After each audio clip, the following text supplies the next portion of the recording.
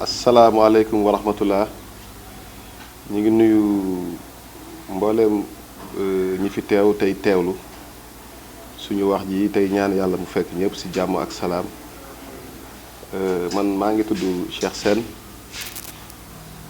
ñu gën ma xam ci njool fii ci Ndar ñenn ñi naa ma Cheikh Sène borom téléphone yi di promoteur de lutte di fas yéene dëdmal incha allah suñu deuxième édition ñu koy amal bu neexee yàlla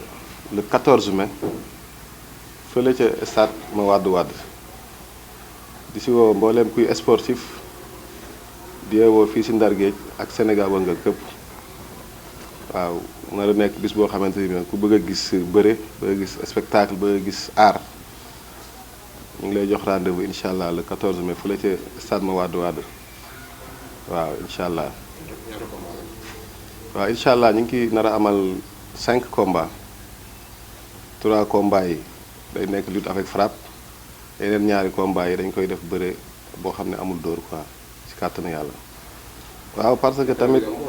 waaw moom du mën yomb parce que àdduna moom lépp looy dënmal la nga koy jéem bu fekkee dafa ànd ak yombute rek booy ba nga bàyyi dara yombul surtout nag milieu lutte muy milieu boo xamante ne bii dëgg la suñu sport national la. mais ñenn ñi dañ ko xaw a néewal te pourtant lu am solo la parce que ndaw ñi wax dëgg am na ñoo xamante bi moom mooy li nga xam ne moom lañ bëgg seen xol comme métier te secteur bu nekk rek dañ ko war a jàppale quoi man li ma gis secteur bu ci nekk nit ku nekk li nga xam ne mooy passion bu boo ko def comme métier dañ ko war a jàppale ndaxte wax dëgg yàlla doomu réew mi rek ñoo ko fiy def wax dëgg yàlla da ci bay waar bu am solo nag parce que su ma fàttali ko année passée defoon naa édition boo xamante ne bi vraiment première édition la woon mais amoon na solo parce que def nañ ko ci jàmm ak salaam yar ak teggin amul woon violence mu nekkoon loo xamante bi daal alaat daw mi woon na trop ba ñëpp doon ko rafetlu donc ñuy dàbbali di woowaat jeunes yi tamit nañ ko defee woon rek comme ni ko monsieur le maire waxee ndax wax dëgg yàlla tamit ma porox ndollu foofu peccum liir bu neexee moom mën nañ ne ndey ji moo téye sa wagg ya daaw ma amoon ci taxawaay bu rafet keroog bi ma demee di ko jox drapeau bi tamit mu taxawaat xamalaat ma ne ma vraiment le jeune promoteur na woon fa woon muy wax boo xamante ne bii wax bu ma neex la parce que it dafa am solo say ndaw yi dëkk di jéem dara nga taxaw di ci jàpp côté boobu moom wax dëgg yàlla ñu ngi ko ciy sant di ko gërëm di ko bàyyi xel bu baax di xam ne waa Ndar Géej wërngal képp ñu xam ne suñu maire bi vraiment maire la boo xamante ne bii modeste na te it bëgg na lu baax ci dëkk bi te vraiment mi ngi ko fiy def ñu gën koo jàppale ba fa mu bëgg a yóbbu Ndarit mu yóbbu ko fa te loolu pour mu am ko jeunesse bi ñoo ci war a bay seen ñoo ci war a concentré wu góorgóorlu ci te yàlla moom mi ngi def li ko war quoi franchement. mooy comme la ñu fi dajale woon daaw rek fas yéene waxanteeg ménageurs yi jox leen condition de lutte yi nga xamante ni moo war a noonu la ñu war a doxalee bis bi fexe ban remplir kii yi fexe leen a jox seen ay avance pour ñu préparer nag wax dëgg yàlla xam ne caaxaan jeex na dañoo war a dëdmal carrément fi mu nekk nii li nga xamante ne bi mooy làmb jooju nga xam ne ñu ngi ko war a amal le 14 mai incha allah loolu moo waral daje bi moom Franck. xam nga yàlla dafa def ñoom c'est dañoo xaw a ndeysaan mooy ku ñuy jiñ dëmm waroo soccoo yeeli gone parce que boo nee mbër ñu ne violence boo nee mbër ñu ne laneen ak laneen te nit ki moom bul bañ ku la sédd si gaalu xaj mais ce qui est sûr fexeel ba bul si lekk. comme bu ñu nee mbër ñu ne violence bu ñu nee mbër ñu ne yëfi baadoolo wala yëfi dof ñoom ñoo war a sensibiliser wu entre ñoom seen biir ñu respecter seen bopp pour ñu mën leen respecter wax fa dëgg yàlla man làmb bu ma fi gën a tëgg muy daaw gisuma fa violence gisuma fa dara noonu ñu ko defee woon daaw bokk na ci li ma encouragé ma tëggaat ren te nit ku nekk fa muy liggéeyee moo war a fexe ay pexe yu ko suqali moo war a fexe ñu respecté ko te lii tax ñu respecté leen mooy ni ñu defoon daaw ñu def lu ko gën a yees gën a rafet ñëw ci yar teggin ak fulla ak fayda def ko ci jom comme ni ñu ko defee woon daaw bu ñu ko defee lépp ñëpp daan am courage parce que man am na noo xam bu ñu ko doxalee woon daaw du ma la nëbb du ma ci duggaat te bari na ñeneen ak ñeneen ñoo xam ne foofu la ñuy xool tracé ba parce que àdduna ñëpp dañuy taxaw di jàng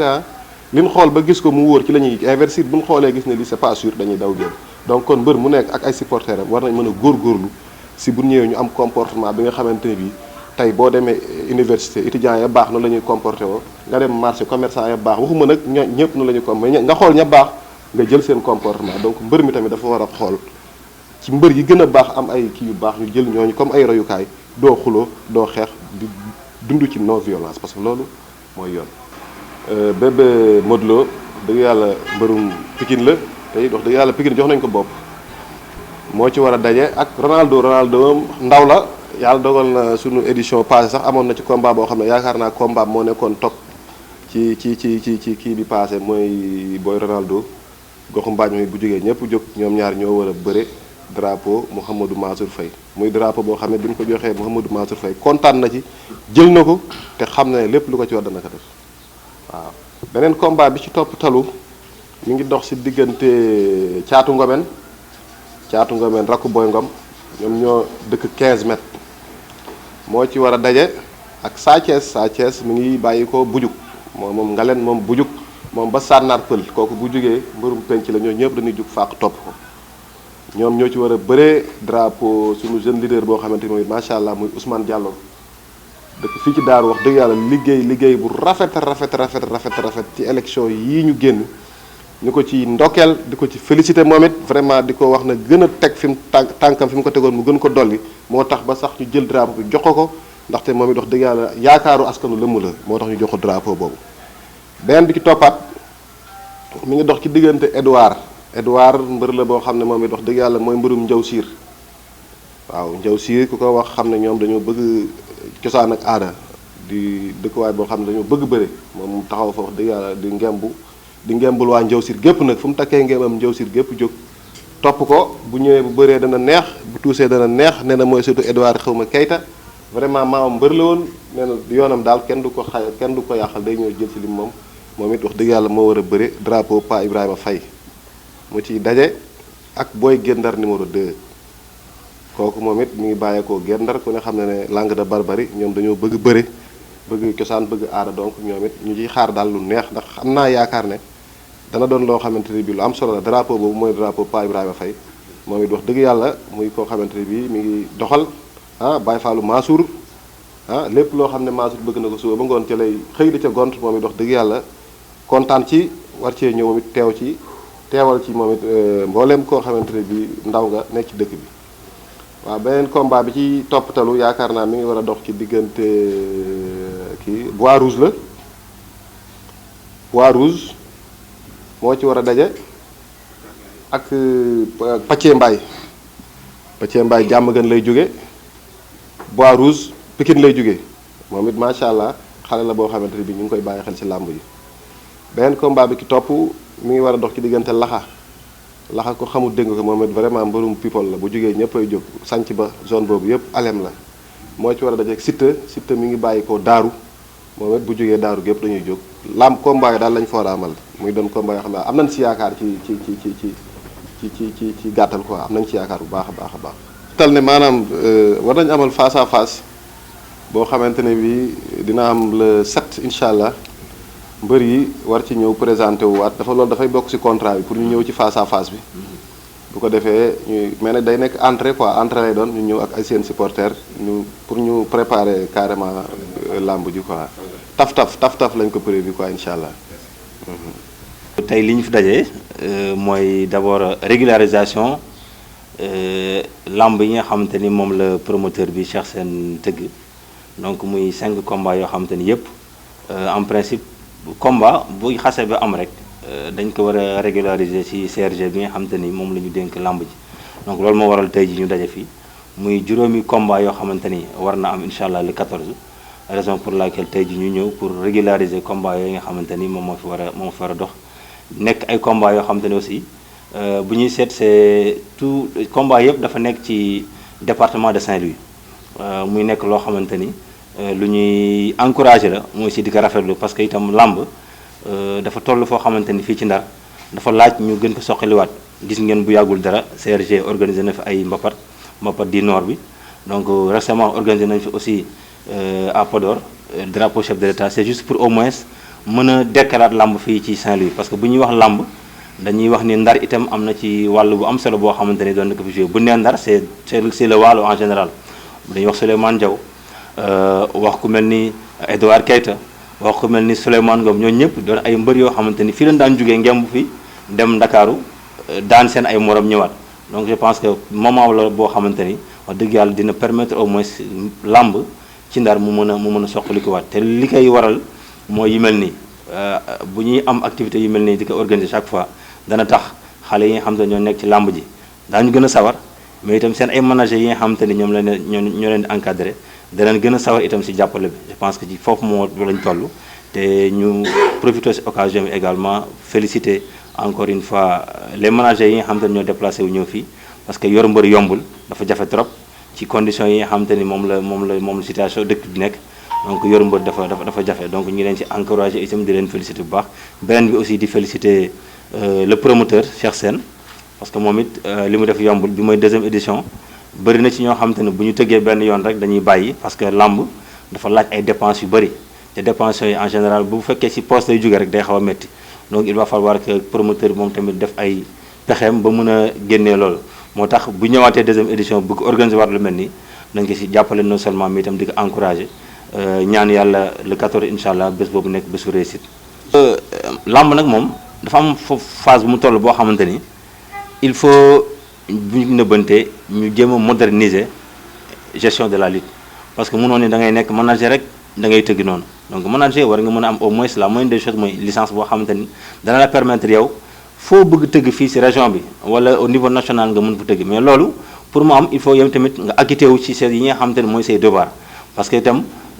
làmb daanaka entreprise de léegi day jël ay nit yoo xamante ni da leen di fay kii promoteur bi nga xamante ni day organiser aussi day génnee xaalis def ci pour mën a amaat dara donc kooku itam il va falloir que moom tamit mu nekk dans les règles mbër yi nga xamante ni itam ñoo ko seq ñoom tamit nekk dans les règles te ci loolu amoon nañ ci ay accompagnement yoo xamante ni def nañ ko du point de vue des licences yi nga xamante ni moom la mbër yi war a am à travers le maire Mansour Faye donc jàppale na jeunes yu bëri yi nga xamante ne dañu nekk ci làmb ji di si yëngu doon ay mbër te amuñu licence ba ñu may leen licence CRG bi dox si ba ñooñu am licence loolu itam moom la ñu nekk itam tànk boobu pour qu'au moins ñi nga xamante ne ñoo fi nekk ay promoteurs ñu jëm leen musal wutal au moins des licences locaux yoo xam licence locale yoo xamante ne au moins daan ci mën a liggéey fii au niveau de la région su ko defee li ñuy ragal ci làmb ji du mën a am parce que làmb moom boo nekkee dans les règles rek je pense que risque du ci am quoi. waaw beneen itam mooy ci wàllu arbitrage même chose bu ñuy seet itam gis nañ ni la formation mi ngi ci parce que itam loolu dafa bokk ci li nga xamante ni moom la ñu sas mënuñu ni dañuy moderniser promoteurs yi ñu nekk en règle mbër yi nekk en règle te arbitre aussi mënu nekk en règle donc loolu moo waral bërki démb ak démb yëpp ñoo organiser woon fi session de formation formé nañ fi fukki nit ak ñeent yoo xamante ni pour arbitrage la macha allah mu nekkoon lu jaar yoon ndax waa CNG ñoo ñëwoon le président du CCA muy Sitor Ndour ñëw ànd ak Wences Ndion ñu ñëwoon formé gars yi ci wàllu arbitrage mu nekk loo xamante ne aussi lu am solo la ndax loolu day tax lamb ji ñu gën ko sécuriser parce que sécurité lamb du dara du ay policiers du dara mais arbitrage bu baax ndax mbër dana songoo xeex après combat c'est parce que dañ ko arbitrage dañ ko arbitrer baaxul moo tax il va falloir que itam ñi nga xamante ne ñooy arbitrer ñu former leen de telle sorte que lépp loo xamante ne lamb daf ko laaj sur le plan technique ñoom ñu mën ci taxaw mën a taxawaay bu ci war su ko defee lamb jooju dañ ko mën a protéger parce que souvent yi indi jafe-jafe yu bëri mooy verdict su verdict bu leerul rek c'est parce que arbitrage ba leerul te arbitrage ba lu tax mu ñàkk leer mooy kay arbitrer kenn formé wu ko donc loolu moo tax CNG bi itam CRG bi sonnoon ci loolu ba alhamdulilah formé nañu fukki nit ak ñeent yoo xamante ni incha allah danañ ñëw participer bu neexee yàlla ci lamb ji nga xamante ni moom lañ jëm le 14 incha allah. voilà donc nous sommes là aujourd'hui pour finaliser les contrats de lutte opposant des lutteurs du département de Saint-Louis. En tant que représentant du CRG, secrétaire général, je pense qu'il est normal que nous soyons ici au moins pour qu'au moins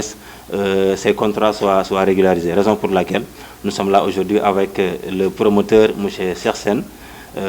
à qui nous félicitons et remercions vu la situation actuelle du pays. Donc il est engagé à organiser encore une fois une deuxième édition du drapeau du maire de Saint-Louis. Donc c'est pourquoi nous profitons de l'occasion pour le remercier, mais également l'encourager parce qu'en fait, le monde de la lutte, c'est pas du tout facile. Il n'est pas évident d'organiser à 2 reprises un événement de cette envergure. Raison pour laquelle donc nous l'encourageons et le félicitons Nous encourageons également les représentants des lutteurs, appelés les, comment dirais-je, les ménagers, ici présents. En fait, vous savez tous que gérer un lutteur, c'est tout un problème, vu le contexte, vu la conjoncture. Donc il est quand même tout à fait normal que ces ménagers soient remerciés vivement, parce qu'en fait,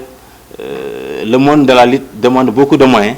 et malheureusement, les moyens ne sont pas présents. Donc nous les remercions et nous les encourageons également sur cette lancée. En tout cas, ce sera le 14, Inch'Allah, drapeau maire de Saint-Louis, accompagné de ses collaborateurs, pour au moins la jeunesse saint-louisienne soit présente à cet événement. Et je pense que c'est tout à fait normal, puisque la lutte est devenue maintenant une entreprise, mais elle est devenue également un facteur de développement, mais également un facteur de cohésion sociale, raison pour laquelle il est tout à fait normal que des promoteurs comme Cheikh Sène et tant d'autres soient accompagnés par les collectivités territoriales, parce qu'en fait c'est leur devoir d'accompagner des jeunes qui entreprennent pour qu'au moins les activités du sport, surtout la lutte particulièrement, soient au moins au devant de la scène, comme elle a toujours été au niveau national, surtout la région de Saint-Louis. Pendant ces 2 derniers jours, en formation pour les arbitres de lutte, vous savez que la lutte, actuellement, nous sommes en train de travailler sur la modernisation de la lutte. Et qui dit modernisation dit également formation. Raison pour laquelle aussi, nous avons formé des bonnes volontés qui seront à notre disposition pour accompagner la lutte sur le plan technique. Nous avons formé 14 jeunes qui seront à la disposition du CRG de lutte pour l'activité qui est tellement importante, qui est la lutte, parce que nous avons constaté depuis des années qu'il y a beaucoup de jeunes qui fréquentent actuellement la lutte au niveau du département de Saint-Louis et de la région même. Donc, raison pour laquelle nous avons formé des jeunes juste pour qu'au moins la lutte soit accompagnée avec de très bons arbitres. Parce qu'en fait, souvent, les problèmes qui, des fois, sont notés au niveau de la lutte sont dus à un mauvais arbitrage. Et souvent, quand il y a un mauvais arbitrage, forcément, la violence s'y accompagne. Donc, il est tout à fait normal quand même que les acteurs qui tournent autour de la lutte soient formés pour qu'au moins cette discipline, tant convoitée dans la région de Saint-Louis, puisse au moins être vulgarisée non seulement au niveau régional, mais quand même soit bien sécurisée.